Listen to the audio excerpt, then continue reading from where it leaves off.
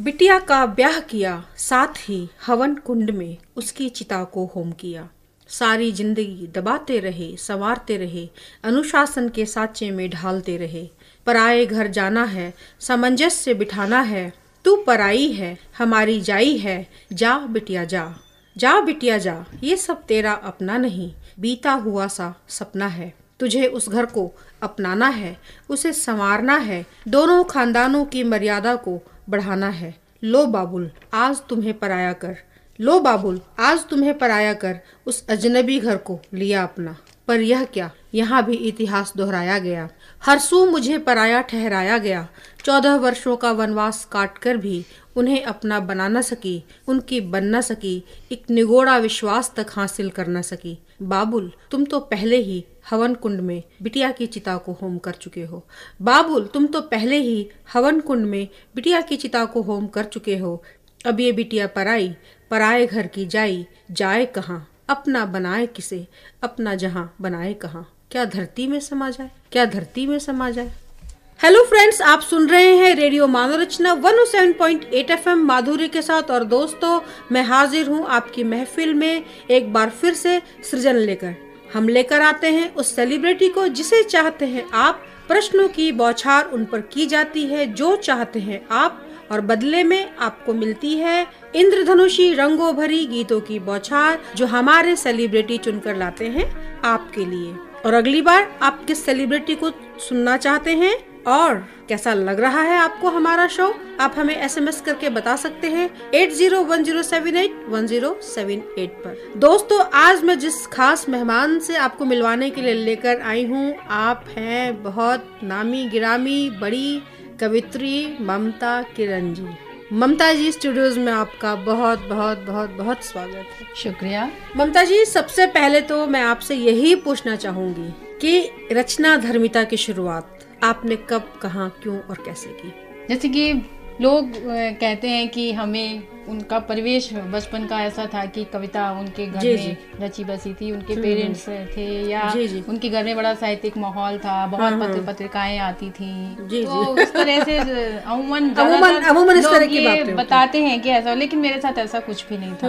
यदि मैं बिल्कुल, आपने छेड़ी है ये बात, तो मैं बिल्कुल अपने अतीत में जाऊं तो मेरे घर में ऐसा कुछ भी, कोई भी माहौल नहीं था। बड़ा ही संघर्ष का वातावरण था। मेरे फादर नहीं थे, हम लोग 4 भाई बहन थे और 4 बहनें 1 भाई। माँ बहुत ही, मतलब उस समय इतनी विषम परिस्थितियां थी, बहुत छोटे छोटे थे, दूसरी या तीसरी में पढ़ते होंगे। तो इस तरह की तो कोई मतलब माहौल ही नहीं था कि बड़ा हमें बचपन से कुछ साहित्यिक परिवेश मिला हो, घर में कोई हो, दूर दूर तक। लेकिन मुझे लगता है कि मुझे अपनी माँ से ही ये संस्कार मिले हैं, क्योंकि वो उनके अंदर कुछ था, गीत संगीत का ये सारा जो है ना। मेरे घर में एक हारमोनियम भी थे जो मेरी माँ अपने मायके से लेकर के आई थी, रखी हुई थी घर में। जब हम थोड़ा सा बड़े हुए 8वीं 9वीं में आए तब हम उसको कभी कभी बजाया करते थे। लेकिन जो उनके अंदर जो वो नहीं कर पाई, मुझे लगता है वो चीज़ें मेरे अंदर आई। और मैं मतलब मुझे इन सब चीज़ों में बड़ा ही, मतलब बचपन से ही बड़ा रुझान रहा। मैं अपने स्कूल कॉलेज में भी इन सब चीज़ों में, जो भी घर से तो कुछ नहीं होता था, लेकिन वहाँ पर जो पार्टिसिपेशन का कोई भी मौका मिलता था तो हम जरूर स्कूल तक जो है ना करते चले आ रहे हैं। क्या बात। और मतलब ऐसा इस संघर्षपूर्ण जीवन में कभी ऐसा सोचने का मौका नहीं मिला कि हम कविता लिख रहे हैं, कहीं छप रहे हैं, कहीं जा रहे हैं, क्योंकि कोई भी हमें बताने वाला ही नहीं था इस तरह का कि हम ऐसे भी आगे बढ़ सकते हैं। फिर ये 10वीं 12वीं में जब आए तब थोड़ा थोड़ा लिखा, और वो लिखा हुआ कहाँ गया पता नहीं। कुछ जो है मतलब कविताएं लिखी, और वो करके फिर शादी हो गई, उसके बाद फिर बच्चे, और फिर भी वो तब भी संघर्षपूर्ण ही जीवन था, क्योंकि साथ में कोई रहने वाला नहीं था। और हम सब बिल्कुल अपने अपने इसमें बच्चों को भी स्वयं पालना, और खुद भी फिर नौकरी में आए और करते। फिर जब बाद में मुझे थोड़ा सा, लेकिन हाँ, इस बीच थोड़ा थोड़ा कहीं ना कहीं लिखते रहे, वो छपा नहीं कहीं, और कुछ उस तरह से सामने। आपको याद है कि अपनी पहली रचना क्या थी, कैसे थी? हाँ, बहुत पहले जो शब्द 8वीं 9वीं में रहे होंगे तब कुछ की जिंदगी उलझी है स्वेटर के फंदों की तरह, और कुछ इस तरह के उसके शब्द थे कि मैं उसको सुलझा ही लूंगी, कुछ इस तरह के शब्द थे उस समय। अरे फिर बाद में खैर जॉब में आ गई और वो सब करते करते बहरहाल कुल मिलाकर के पूरा जीवन यदि मैं पीछे से देखती हूँ तो बहुत ही एक संघर्षपूर्ण जीवन रहा हमारा।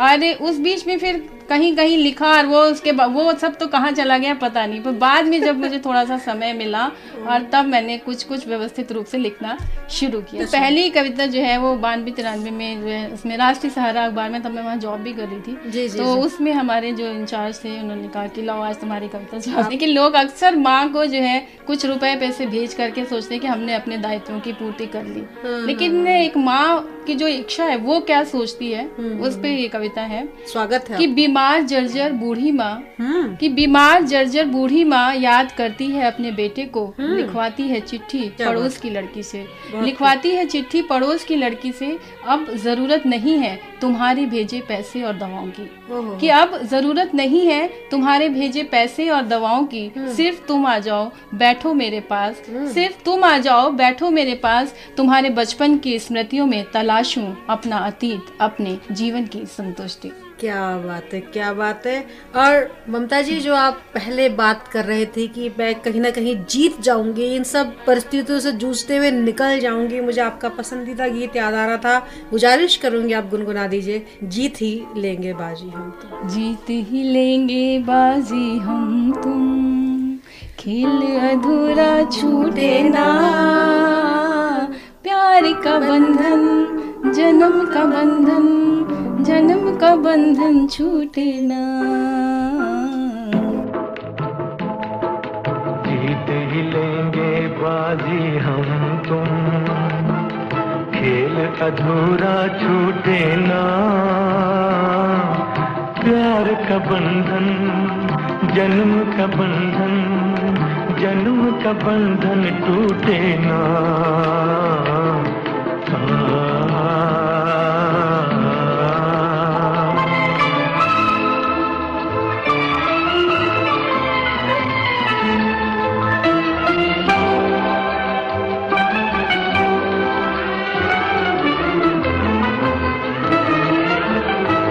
मिलता है जहाँ धरती से गगन,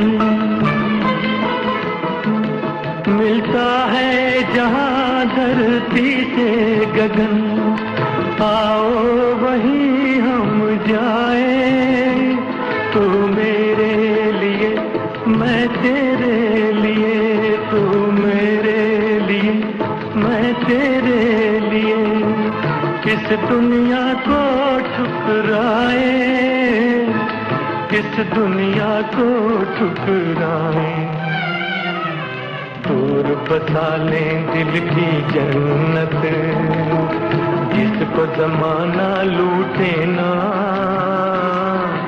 प्यार का बंधन जन्म का बंधन, जन्म का बंधन टूटे ना।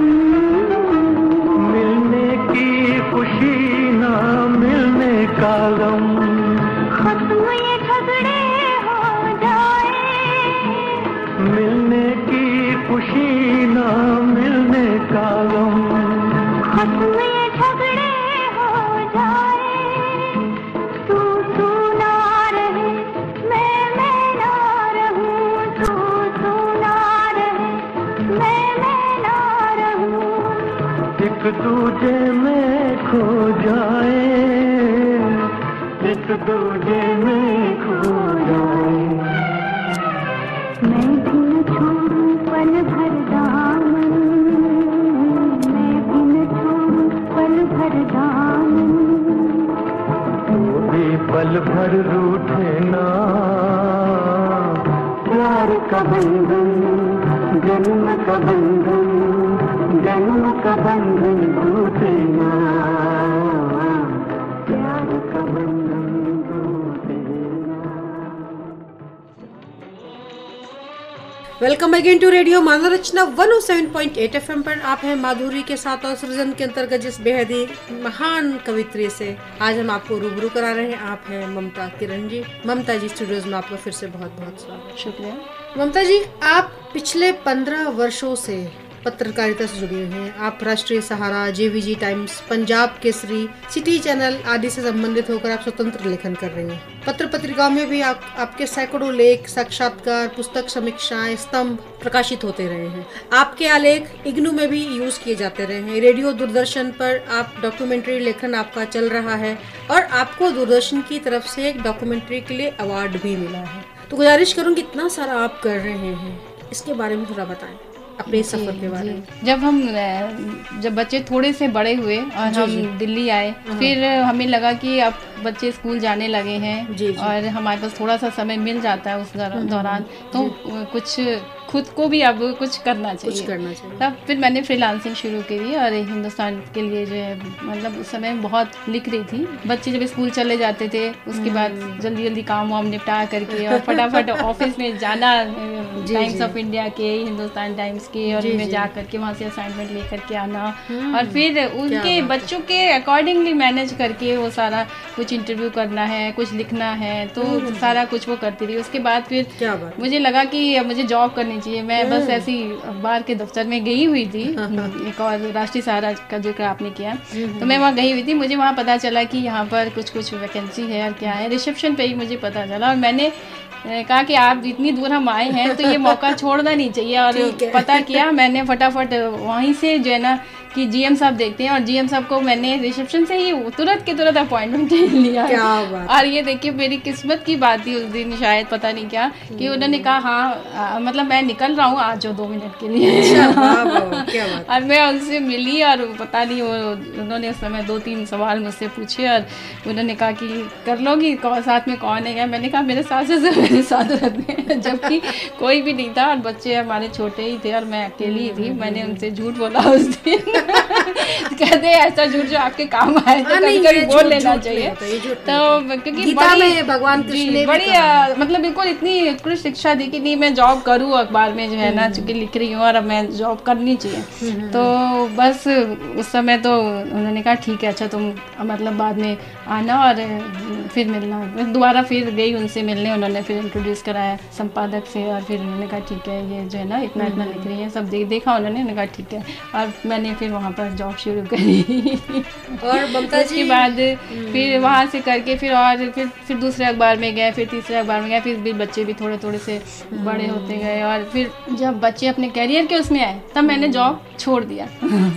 जब वो 12th और उसमें अपने कॉम्पिटिटिव एग्जाम्स में थे तो उस समय मैंने जॉब छोड़ा उनके लिए, वजह से कि ताकि वो कुछ बन सके। क्योंकि मैं जानती थी कि हम लोग जब घर में थे और मम्मी नौकरी पे जाती थी और जब हम स्कूल से आते थे हमें घर में इतना अकेलापन लगता था, और जब तक मम्मी दरवाजे पे खड़े रहते थे कि अब मम्मी आएंगी और जब तक वो आ नहीं जाती थी तब तक हम किसी काम में मन नहीं लगता था और उसके बाद ही हम पढ़ाई वढ़ाई जो है कुछ कर पाते थे।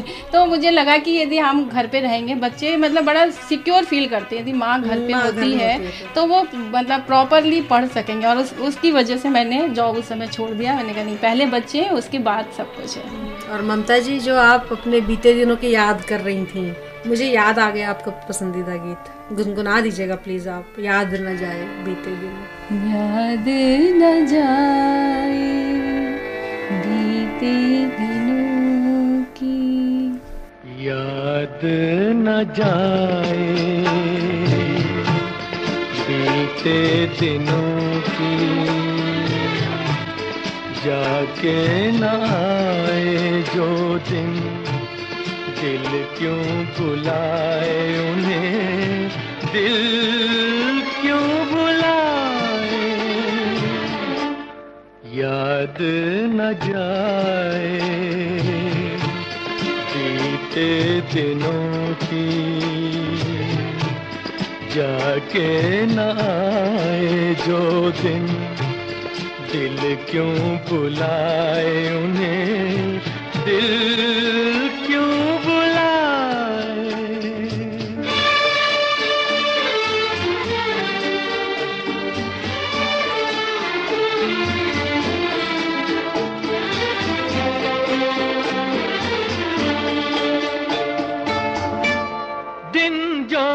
पखेरू होते पिंजरे में मैं रख लेता, दिन जो पखेरू होते पिंजरे में मैं रख लेता, पालता उनको जतन से, पालता उनको जतन से, मोती के दाने देता, सीने से रहता लगाए,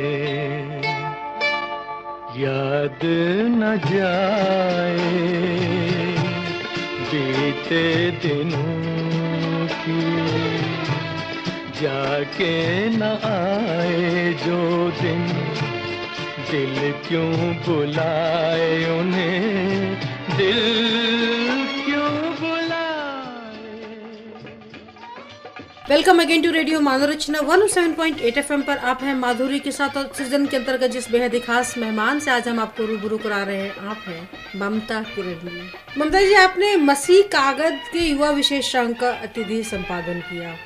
आपकी दूरदर्शन और निजी टीवी चैनल्स में आपके कार्यक्रमों में काफी विशेष भागीदारी रही, विशेष रूप से रही। गुजारिश करूंगी कि एक तो आप अपने ये मसीह कागज के बारे में थोड़ा बताएं। मसीह कागज पत्रिका एक साहित्यिक पत्रिका है, वो निकलती है। उन्होंने मुझसे, क्योंकि मैंने चूंकि अखबार में बहुत काम किया और वहाँ पर मैं लिटरेचर का भी पेज देखती थी, और संडे के 4 पेज जो स्पेशल आते हैं वो भी वहाँ पर देखा करती थी। फिल्मों का जिक्र किया आपने, फिल्म का एक पूरा कॉलम मैं लिखा करती थी। तो अखबार के दौरान जो है मुझे काम करने का बड़े बड़े साहित्यकारों से, पॉलिटिशियन से, उनसे इंटरव्यू करने का मौका मिला। और मैं अखबार में बैठ करके अंदर डेस्क वर्क नहीं करना चाहती थी, मैं फील्ड में ही काम करना चाह रही थी। मेरी इस बात पे वहाँ पर जो है ना बड़ी वो भी होती थी कि नहीं, मुझे तो फील्ड वर्क में ही जाना है, क्योंकि मैं बाहर जितना आप मिलते हो लोगों से, बहुत कुछ सीखने को मिलता है। और जब मैंने जॉब छोड़ा बच्चों की वजह से, तब फिर मैंने इस तरह के काम शुरू किए दूरदर्शन में और रेडियो के लिए, और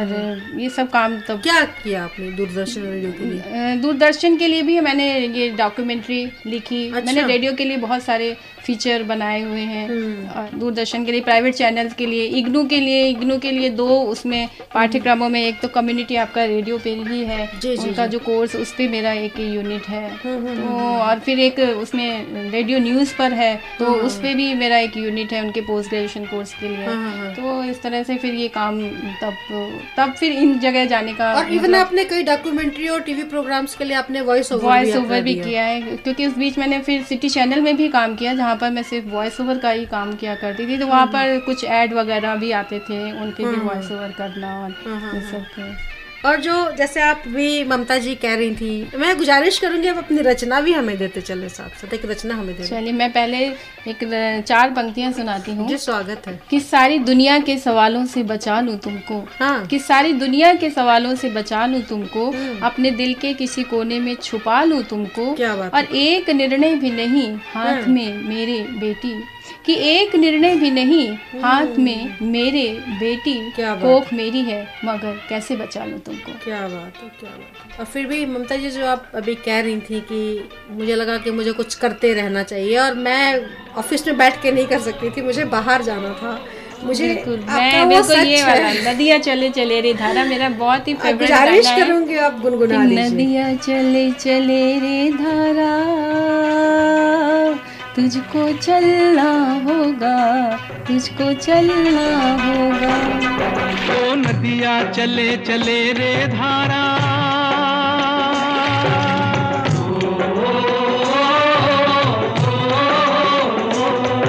ओ नदियाँ चले चले रे धारा, चंदा चले चले रे तारा,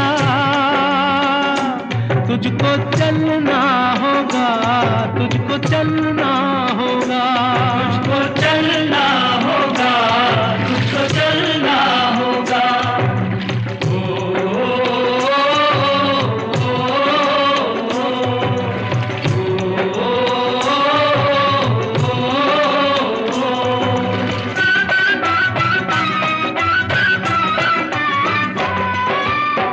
जीवन कहीं भी ठहरता नहीं है, जीवन कहीं भी ठहरता नहीं है, आंधी से तूफान से डरता नहीं है। तू न चलेगा तो चल देंगी राहें,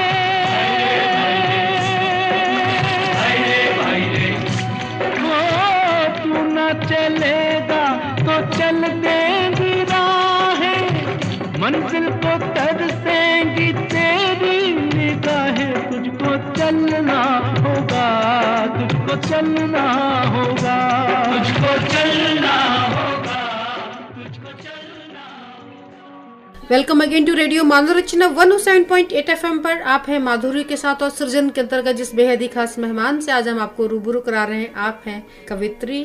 पत्रकारिता के क्षेत्र में तो आप बहुत सारा काम कर रही हैं। आप सुन रहे हैं ममता किरण जी। ममता जी, स्टूडियोज में आपका फिर से बहुत बहुत स्वागत। ममता जी, आपके विश्वविद्यालयों में भी प्रतियोगिताओं में आपके निर्णायक के तौर पर भागीदारी रही है, और इसके बारे में गुजारिश करूंगी, थोड़ा बताएं ये क्या है, किस तरह की प्रतियोगिताएं थी, क्या था? उनके एनुअल फंक्शन जो होते हैं उसमें एज ए निर्णायक के तौर पे बुलाते ही हैं, तो कवित्री और या उनकी जो कॉम्पिटिशन्स चल रहे हैं उसमें एज ए निर्णायक। और आपकी ममता जी प्रतिष्ठित राष्ट्रीय एवं अंतर्राष्ट्रीय साहित्यिक पत्र पत्रिकाओं में आपकी कविताएं, बाल कहानियां, गजल, दुष्यंत के बाद में भी आपकी गजल आई है, परिचय राग में, छंद, अन्न तथा 101 चर्चित कवित्रियों सहित आपके कई संकलनों में आपकी रचनाएं प्रकाशित हुई है। मुझे गुजारिश करूंगी आपसे कि इस सफर के बारे में थोड़ा बताएं अपने। हाँ, ये जब संकलन निकले तो इनकी तरफ से अनुरोध आया कि हमें अपनी रचनाएं भेजिए और हम इसमें आपको सम्मिलित करना चाहते हैं। तो मैंने अपनी रचनाएं भेजी और ये इस तरह से इसमें सम्मिलित हुई। हालांकि मेरा अभी तक अपना कोई संकलन नहीं आया है, जो कि मैं बिल्कुल अब कोशिश में हूँ कि, पर बस वही आलस और ये सब चीजें आड़े आ जाती है कि अब कौन बैठ के पांडुलिपि तैयार करे और टाइप कराए और फिर करूँ, तो ये सारा प्रोसेस की वजह से सब बस यही है। आपकी बाल रचनाएं भी है, बच्चों के लिए भी, बच्चों के लिए कहानियां लिखी है मैंने। अच्छा, क्या एक मैं आपसे गुजारिश करूंगी छोटी सी कहानी हमारे श्रोताओं के लिए दे दो। कहानी तो मैं अच्छा, नहीं सुना कविता सकती। ठीक है, कविता हम आपको छोड़ेंगे नहीं,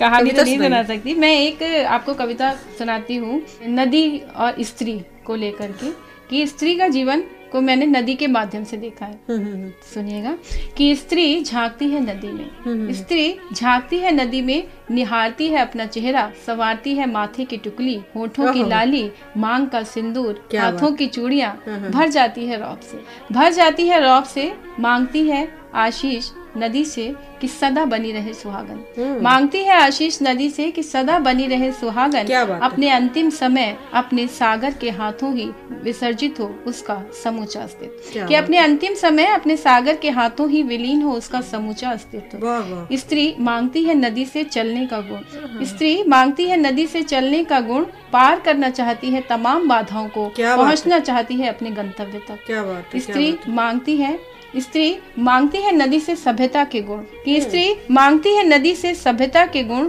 वो सभ्यता जो उसके किनारे जन्मी पली बढ़ी और जीवित रही, कि वो सभ्यता जो उसके किनारे जन्मी पली बढ़ी और जीवित रही। स्त्री बसा लेना चाहती है समूचा का समूचा संसार नदी का अपने गहरे भीतर, कि स्त्री बसा लेना चाहती है समूचा का समूचा संसार नदी का अपने गहरे भीतर, जलाती है दीप आस्था के, कि जलाती है दीप आस्था के, नदी में प्रवाहित करती है मंगल कामना सबके लिए, कि नदी में प्रवाहित करती है मंगल कामना सबके लिए, और अपने लिए मांगती है सिर्फ नदी होना, सिर्फ नदी वाह, होना। वाह, क्या बात है। और ममता जी, मुझे अपनी दो पंक्तियां याद आ रही हैं आपकी इस रचना को सुनकर। जी जी, स्वागत, सुनाइए। कि अर्थी पर चिर निद्रा में सोना भी गवारा होगा, अर्थी पर चिर निद्रा में सोना भी गवारा होगा, जबकि सुहाग के कंधे का सहारा होगा। वाह वाह वाह वाह, क्या बात है। और साथ में जो आप नदी और सागर की बात कर रहे थे ना, सागर में मिलने की, आपका पसंदीदा गीत याद आ रहा है मुझे, गुनगुना दीजिए। ओहरे ताल मिले, ओहरे ताल मिले नदी के जल में, नदी मिले सागर में, सागर मिले कौन से जल में कोई जाने ना। ओहरे ताल मिले नदी के जल में, नदी मिले सागर में, सागर मिले कौन से जल में कोई जाने ना। ओहरे ताल मिले नदी के जल में,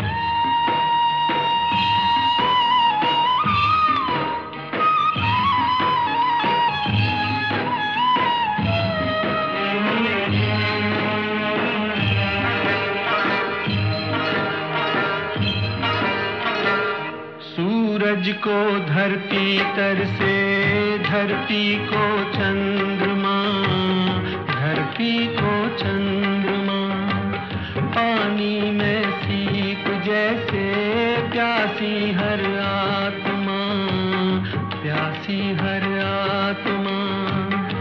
ओ मितवारे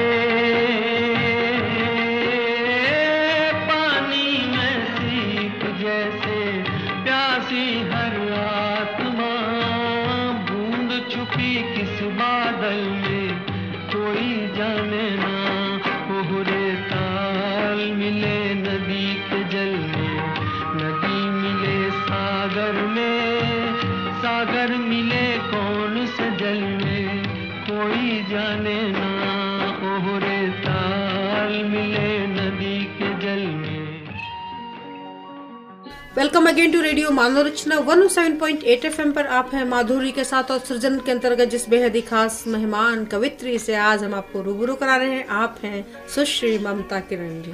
ममता जी, स्टूडियोज में आपका फिर से बहुत बहुत शुक्रिया। शुक्रिया ममता जी, आपकी अनुभूति हिंदी ORG, साहित्य कुंज नेट, साहित्य सृजन .blogspot.com, रेडियो सबरंग.com आदि वेबसाइटों पर आपकी कविताएं हैं।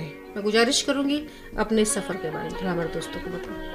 पत्र पत्रिकाओं में भी कविताएं आती रही, और मैंने तो इतना लिखा है काम करते हुए, अखबारों में काम करते हुए, वो दूसरी तरह का। लेकिन कविताएं वगैरह जो है ना, वही भेजने का आलस आ जाता है, तो बहुत कम ही भेजती हूँ मैं। और नेट पे थोड़ा सा सहूलियत होती है, तकनीकी जो है ना प्रगति है, और इसमें थोड़ी सहूलियत होती है, और बहुत सारे लोग उसमें तुरंत की तुरंत आपको प्रतिक्रिया भी मिल जाती है। तो ये भी जो वेबसाइटें हैं, इनमें कविताएं आई है, मुझे बहुत अच्छा रिस्पांस मिला। इसमें कौन सी रचना ऐसी है जो बहुत ज्यादा, सबसे ज्यादा पसंद की गई? कोई ऐसी रचना अगर आपके ध्यान में हो तो हमारे दोस्तों को दे दें। हाँ, मेरी इसमें ये साहित्य सृजन में मेरी कविताएं आई थी, तो मुझे उसमें बहुत बहुत प्रतिक्रियाएं मिली, और मैं वो एक सुनाती हूँ आपको। जी, स्वागत उसका है। शीर्षक है वृक्ष के माध्यम से। देखिए कि मैं बिल्कुल वहीं पर केंद्रित करके आपको एक कविता सुनाती हूँ, वृक्ष के माध्यम से। कि वृक्ष था हरा भरा, वृक्ष था हरा भरा, फैली थी उसकी बाहें, उन बाहों में उगे थे रेशमी मुलायम नरम नाजुक नन्हे से फूल। क्या बात उसके कोटर में रहते थे रुई जैसे प्यारे प्यारे फाहे, उसकी गोद में खेलते थे छोटे छोटे बच्चे,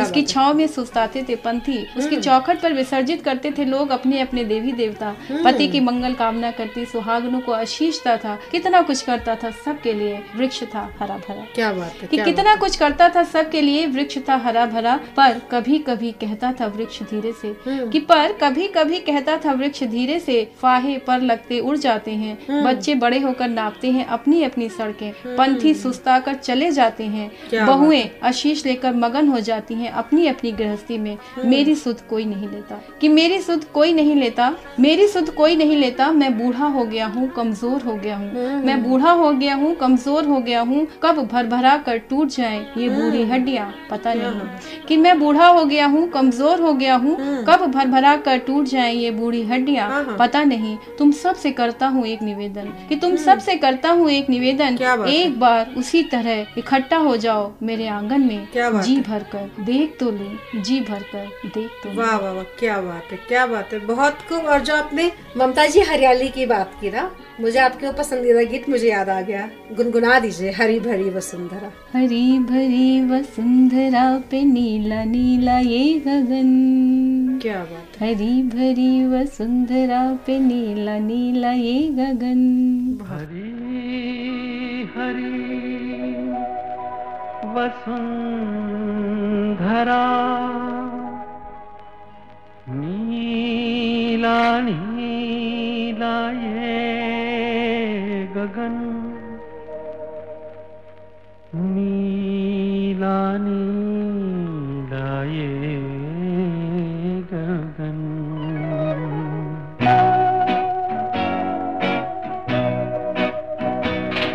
हरी हरी वसुंधरा पे नीला नीला ये गगन, कि जिस पे बादलों की पालकी उड़ा रहा पवन, दिशाएं देखो रंग भरी, दिशाएं देखो रंग भरी, चमक रही उमंग भरी, ये किसने फूल फूल पे, ये किसने फूल फूल पे किया सिंगार है, ये कौन चित्रकार है, ये कौन चित्रकार, ये कौन चित्रकार है, ये कौन चित्रकार है, ये कौन चित्रकार।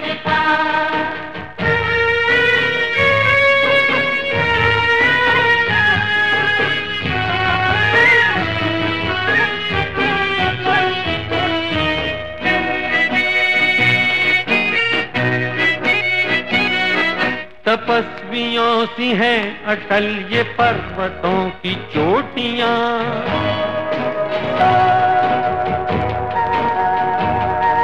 ये सर्प सी घुमेरदार घेरदार घाटियां,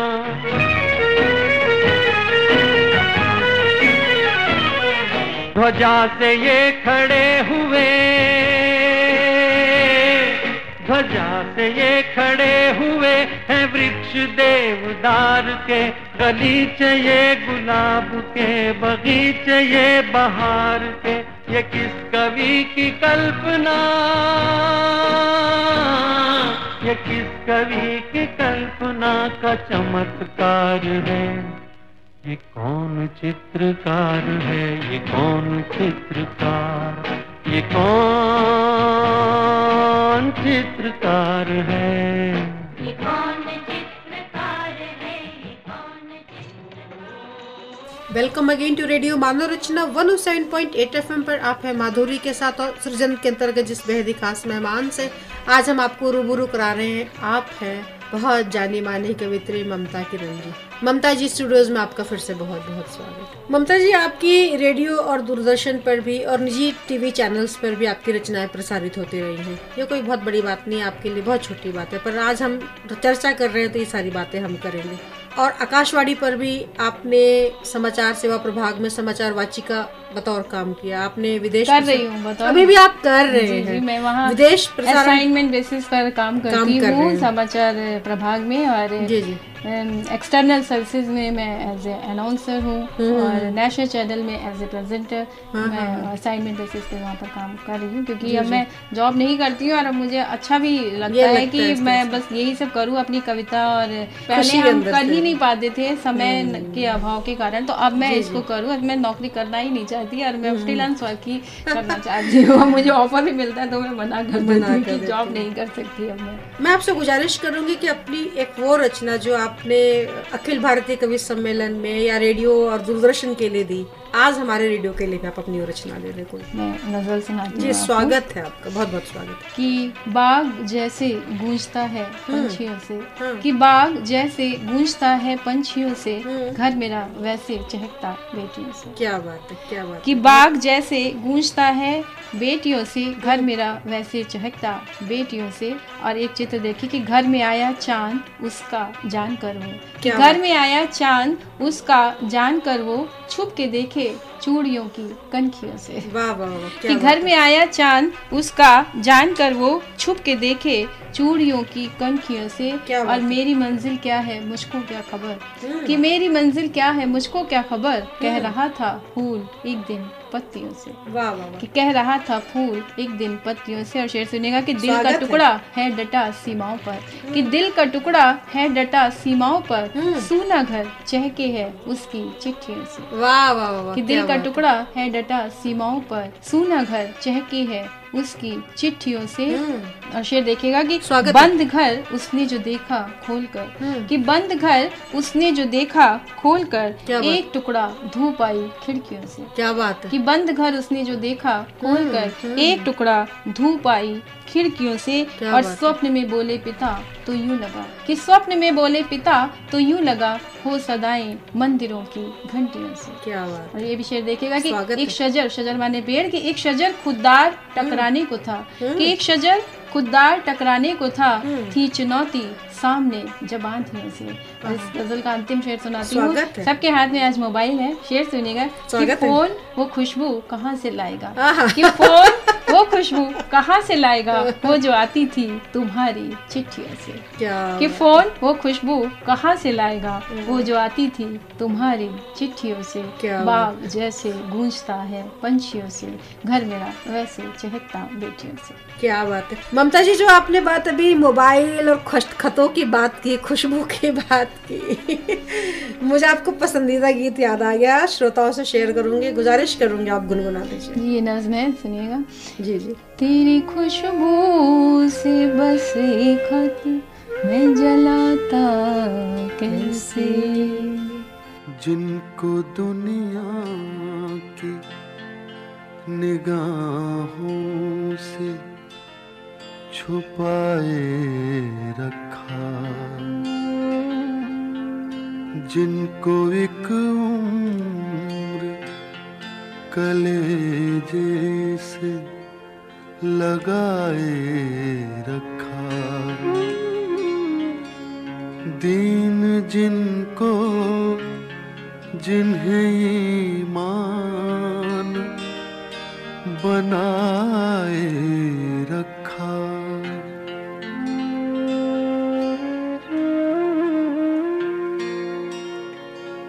तूने दुनिया के निगाहों से जो बच कर लिखे, साल हर साल मेरे नाम बराबर लिखे,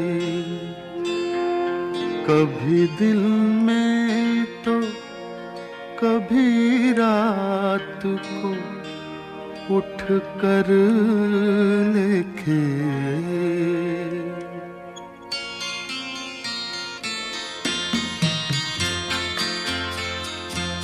तेरी खुशबू में बसे खत मैं जलाता कैसे, प्यार में डूबे हुए खत मैं जलाता कैसे, तेरे हाथों के लिखे खत मैं जलाता कैसे, तेरे खत आज मैं गंगा में बहाया हूँ, आग बहते हुए पानी में लगाया।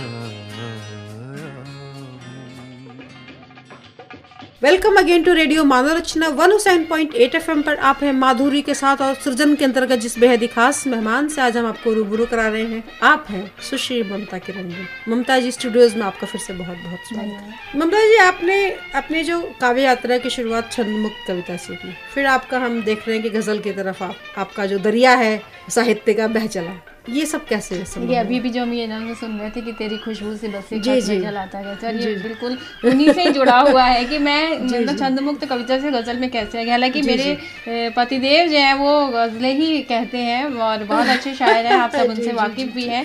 दोस्तों मैं बता दूं कि आप ममता किरण जी बहुत बड़े साहित्यकार, लेखक और आकाशवाणी के डायरेक्टर श्रीमान लक्ष्मी शंकर वाजपेयी जी की धर्म पत्नी है, उनकी जीवन संगिनी है। जब मुझे कोई इस तरह से इंट्रोड्यूस करता है कि ये फला की पत्नी बहन बेटी, तो मैं हूँ ही किसी की, लेकिन मैं अपनी भी पहचान है और मैं अपनी पहचान के साथ ही इस दुनिया में जिंदा रहना चाहती हूँ। उनकी पत्नी हो, ये मेरे लिए बड़े सौभाग्य की बात है। बहरहाल आप पूछ रही थी कि आप गजल की तरफ कैसे आई, तो मैं आपको बता रही थी कि मैंने वो जो अभी जो नज्म सुनी, ये पठानकोट के शायर हैं, उनकी लिखी नज्म है तेरी खुशबू, राजेंद्र रहमत, उनकी नज्म है। ये मेरे घर में शुरू से गजल का माहौल रहा, मैंने कभी नोटिस नहीं किया किया कि मैं जो है ना गजलें कहूँ या क्या कहूँ। हुआ क्या कि वो पठानकोट में उस समय मेरे हस्बैंड की पोस्टिंग थी और मैं वहाँ 2-4 दिन के लिए सिर्फ जा पाई थी। जी जी। 2 साल 1.5 साल करीब वो वहाँ रहे, और क्योंकि घर में यहाँ पर बच्चे और हम ही थे अकेले, और वो समय कॉम्पिटिटिव एग्जाम्स की तैयारी वगैरह करते तो हम बिल्कुल भी जा नहीं सकते। तो मैं वहाँ गई और वहाँ पर गोष्ठी रखी गई थी और रहबर साहब वहाँ आए हुए थे, और वहाँ पर पता नहीं क्या था, ऐसा उनका जादू था या क्या था, सबने वहाँ पर ज़्यादातर लोग गजलें पढ़ रहे थे और मैं सिर्फ छंद मुक्त कविता पढ़ने वाली वहाँ पर थी। जी। और तो उस दिन मुझे लगा कि ये तो कभी ऐसे माहौल में आ जाए जहाँ सारे गजलें और इतने बड़े बड़े शायर हो और मैं वहाँ पर छंद मुक्त कविता पढ़ूँ। हालांकि छंद मुक्त कविता अपने आप में एक पहचान है उसकी, और उसका अपनी अपील है उसकी, आपको दिमाग में, आपके दिल में वो सीधे दस्तक वो भी देती है।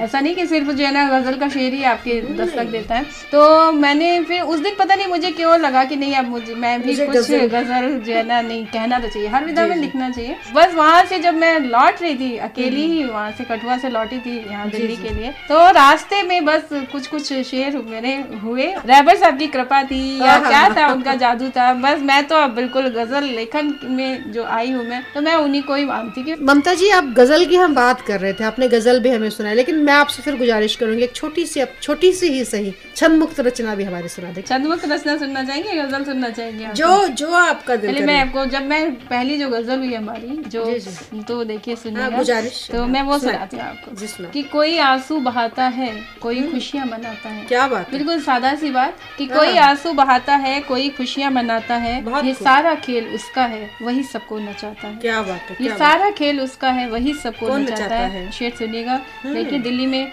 कितने कितने लोग आते हैं, कितने कितने स्वप्न लेकर के। शेर सुनिएगा कि बहुत से ख्वाब लेकर के वो आया इस शहर में था। ऐसा भी होता है कभी कभी कि बहुत से ख्वाब लेकर के वो आया इस शहर में था, मगर 2 जून की रोटी बमुश्किल ही जुटाता है। कि बहुत से ख्वाब लेकर के वो आया इस शहर में था, मगर 2 जून की रोटी बमुश्किल ही जुटाता है। और घड़ी संकट की हो या फिर कोई मुश्किल बला की हो, कि घड़ी संकट की हो या फिर कोई मुश्किल बला की हो, ये मन भी खूब है, रह रह के उम्मीदें बंधाता है। क्या बात है। ये मन भी खूब है, रह रह के उम्मीदें बंधाता है। और मेरी दुनिया में है कुछ इस तरह से उसका आना भी, कि मेरी दुनिया में है कुछ इस तरह से उसका आना भी।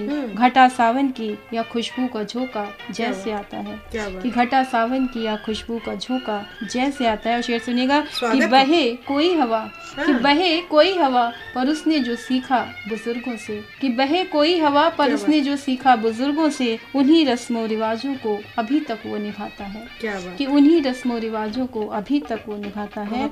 और ये शेर सुनिएगा कि किसी को मौत मिलती है, किसी को ताज मिलता है, ताजमहल से, कि किसी को मौत मिलती है, किसी को ताज मिलता है, ये देखें प्यार में मेरा मुकद्दर क्या दिखाता है। क्या बात। कि किसी को मौत मिलती है, किसी को ताज मिलता है, ये देखें प्यार में मेरा मुकद्दर क्या दिखाता है। और ममता जी, जो आप बात कर रहे थे कि वो ख्वाहिश करता है कि मुझे जो मैं चाहता हूँ मिल जाए, मुझे आपका पसंदीदा गीत याद आ गया, गुनगुनाना पड़ेगा आपको। जज्बाए दिल तुझे मैं चाहूं, जज्बाए दिल गर मैं चाहूं, हर चीज मुकाबिल हो जाए। जज्बाए दिल, जज्बाए दिल गर मैं चाहूं, हर चीज मुकाबिल आ जाए। जज्बाए दिल गर मैं चाहूं, हर चीज मुकाबिल आ जाए। मंजिल के लिए 2 गाम चलूं और सामने मंजिल आ जाए। जज्बाए दिल गर मैं चाहूं।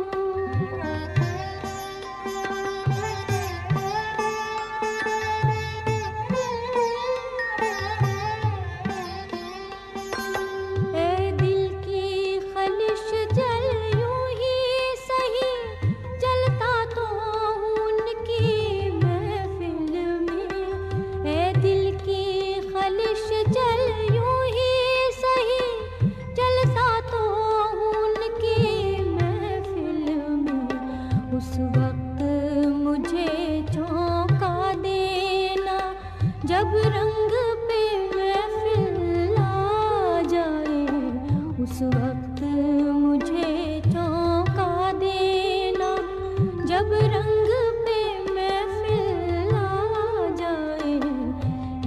जज्बाए दिलगर में चाहूं।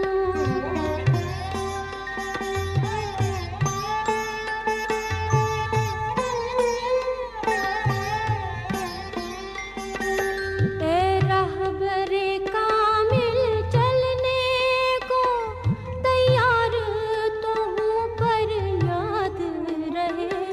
ए राहबरे कामिल चलने को तैयार तो हूँ पर याद रहे। उस वक्त मुझे भटका देना जब सामने मंजिल आ जाए। उस वक्त मुझे भटका देना जब सामने मंजिल आ जाए। ए जज्बाए दिलगर में चाहूं। Welcome again to radio Manav Rachna 107.8 FM पर आप हैं माधुरी के साथ और सृजन के अंतर्गत जिस बेहद ही खास मेहमान से आज हम आपको रूबरू करा रहे हैं, आप हैं सुश्री ममता किरण जी। वो किसी परिचय की मोहताज नहीं है। ममता जी, स्टूडियोज में आपका फिर से बहुत बहुत स्वागत। बहुत बहुत शुक्रिया।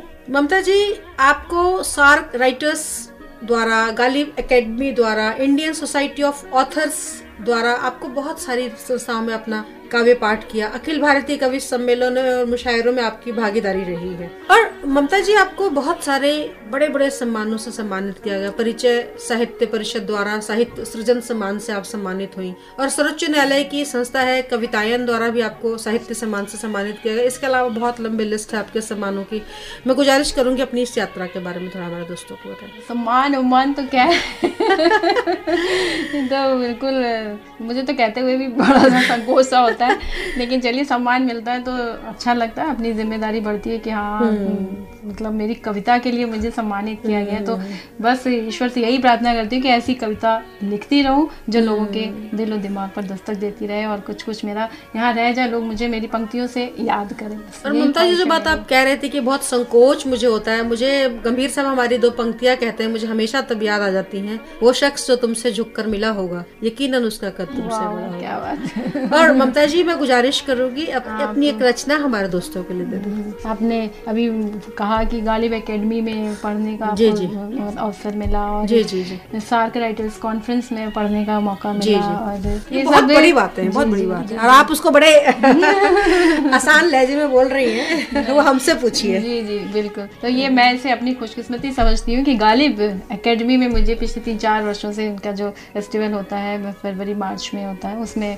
3-4 दिन का उनका कार्यक्रम होता है और उसमें गालिब के मिसरे पर जो है ना गजल कहनी होती है और बड़े बड़े शायर उसमें आते हैं और उनके बीच में मतलब मुझे पढ़ने का अवसर मिला। ममता जी, आप भी बहुत बड़ी हैं, आप ऐसे कह रही हैं तो ये मेरा वाकई बहुत बड़ा सौभाग्य कि मुझे उनके साथ और गालिब एकेडमी में और गालिब की बहर पर रचनाएं कहने का मौका मिला। और मैंने मतलब पिछले 3-4 वर्षों से मैं वहाँ मतलब लगातार पढ़ रही हूँ।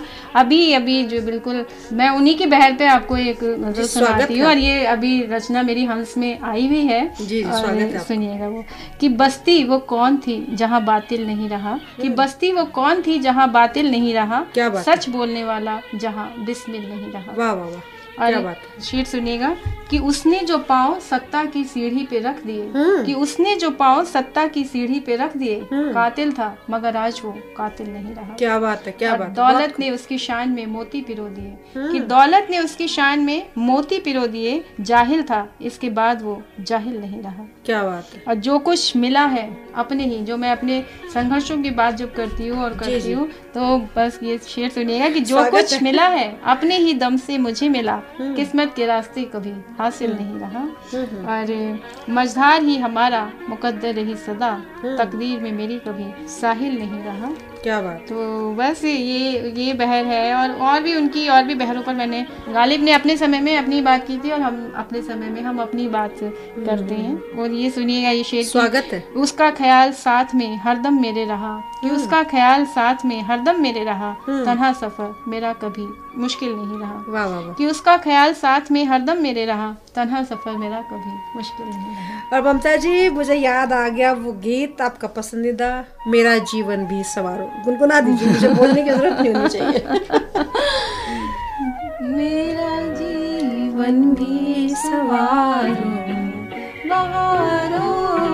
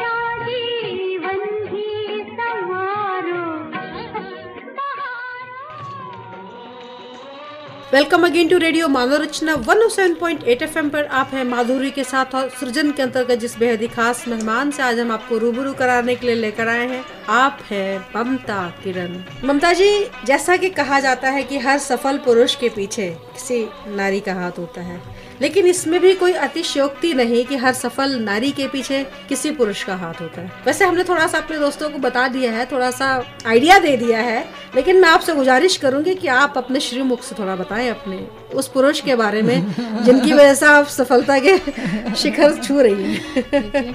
घर पे यदि सब लोग हैं, बच्चों का सहयोग ना मिले, एक स्त्री के लिए तो बहुत ही मुश्किल होता है। यदि आप यहाँ बैठ करके काम कर रही हैं तो जाहिर सी बात है कि आपके बच्चे और आपके हस्बैंड आपको सपोर्ट कर रहे हैं। मेरे साथ भी वही है कि मेरे पति और मेरे बच्चे हमें सपोर्ट करते हैं। हम जब जाते हैं तो बाहर निकलते हैं तो जाहिर सी बात है कि वो कमी वो लोग महसूस करते हैं, लेकिन वो मैनेज कर लेते हैं। तो दूसरी बात, उनका सपोर्ट तो है ही, और साथ में जो है हम अपने जो है ना कठिन परिश्रम और अपने पेशेंस, वो भी मेरी सफलता का रहस्य है कि जो चीज़ मैं ठान लेती हूँ तो मैं करती ही हूँ, और चाहे उसके लिए मुझे कोई भी मुश्किलें आए। तो जाते जाते गुजारिश करूंगी एक रचना हमारे दोस्तों को और मैं बिल्कुल एक रचना सुनाती हूँ आपको। जी स्वागत। इस कविता का शीर्षक है जन्म लूं।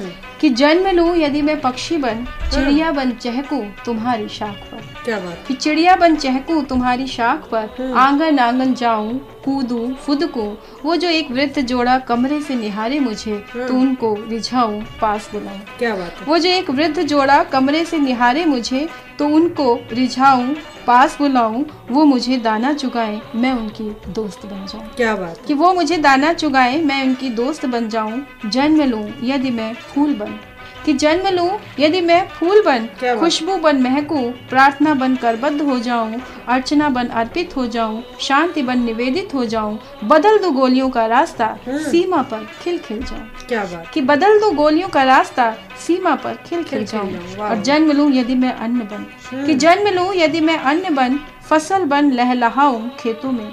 कि फसल बन लहलहाऊं खेतों में, खुशी से भर भर जाए किसान, भूख से न मरे कोई, भर दूं सबका पेट। क्या बात है। क्या बात। भूख से न मरे कोई, सबका भर दूं पेट। अगली बंद सुनिएगा। जन्म लूं यदि मैं मेघ बन, कि जन्म लूं यदि मैं मेघ बन, सूखी धरती पर बरस जाऊं, अपने अस्तित्व से भर दूं नदियों पोखरों झीलों को, न भटकना पड़े रेगिस्तान में, औरतों और पशुओं को तृप्त कर जाऊं उनकी प्यास को, बरसूं तो खूब बरसूं, कि बरसूं तो खूब बरसूं, दुख से व्याकुल अखियों से बरस जाऊं, हर्षित कर जाऊं उदास मनों को। क्या बात है। क्या बात। हर्षित कर जाऊं उदास मनों को। और इसका अंतिम सुनिएगा। कि जन्म लूं यदि मैं अग्नि बन, कि जन्म लूं यदि मैं अग्नि बन, तो हे ईश्वर सिर्फ इतना करना, ना भटकाना मेरा रास्ता, ना भटकाना मेरा रास्ता, हवन की बेदी पर प्रज्वलित हो जाऊं, भटके लोगों की राह बन जाऊं, अंधेरों को भेद रोशनी बन फैलूं, नफरत को छोड़ प्यार का पैगाम बनूं, नफरत को छोड़ प्यार का पैगाम बनूं, बुझे चूल्हों की आंच बन जाऊं, बुझे चूल्हों की आंच बन जाऊं। अपने लिए जिए तो क्या जिए, जमाने के लिए अपने लिए जिए तो क्या जिए, अपने लिए जिए तो क्या जिए, अपने लिए जिए तो क्या जिए, तू जिए दिल जमाने के लिए। ममता जी, आपका बहुत बहुत किन शब्दों में मैं शुक्रिया अदा करूं। मेरे पास शब्द नहीं है कि आपने अपने कीमती समय में से समय निकाला और आप हमारे रेडियो पे चले आए। आपका बहुत बहुत बहुत बहुत धन्यवाद। शुक्रिया आपका भी कि आपने मुझे यहाँ आमंत्रित किया, मुझे यहाँ रेडियो मानव रचना कम्युनिटी रेडियो ये देखने का अवसर मिला, और इसकी प्रोग्राम की मैंने बहुत तारीफ सुनी, और श्रोताओं को भी, यहाँ के श्रोताओं से मुझे रूबरू होने का मौका मिला। आपका भी बहुत बहुत धन्यवाद, और रेडियो मानव रचना का भी बहुत बहुत धन्यवाद। और दोस्तों, आज हम जिनका SMS शामिल कर रहे हैं, सोनिया शर्मा है। आपको शो हमारा बहुत पसंद आ रहा है, कमल कपूर जी को बहुत पसंद आ रहा है, भट्ट जी को बहुत पसंद आ रहा है। उन लोगों ने गुरबीर मदान जी वाला शो सुना था। संदीप कहते हैं कि मैं एवरी वीक आपको सुनता हूँ, आपके शो को सुनता हूँ। मुकेश गंभीर जी को सुनना चाहता हूँ, उनके सूफी विचारों से मैं बहुत ज़्यादा प्रभावित हूँ। तो दोस्त संदीप, हम कोशिश करेंगे जल्दी ही मुकेश गंभीर साहब को स्टूडियो तक खींच कर लेकर आए आपके लिए। और दोस्तों, आपको कैसा लग रहा है ये शो, आप भी मुझे SMS करके बता सकते हैं 8010781078 पर। सो सुनते रहिए radio Manav Rachna 107.8 FM। Feel good, feel life. अपने लिए जिए तो क्या जिए, अपने लिए जिए तो क्या जिए, तू जिए दिल जमाने के लिए, अपने लिए जिए तो क्या जिए।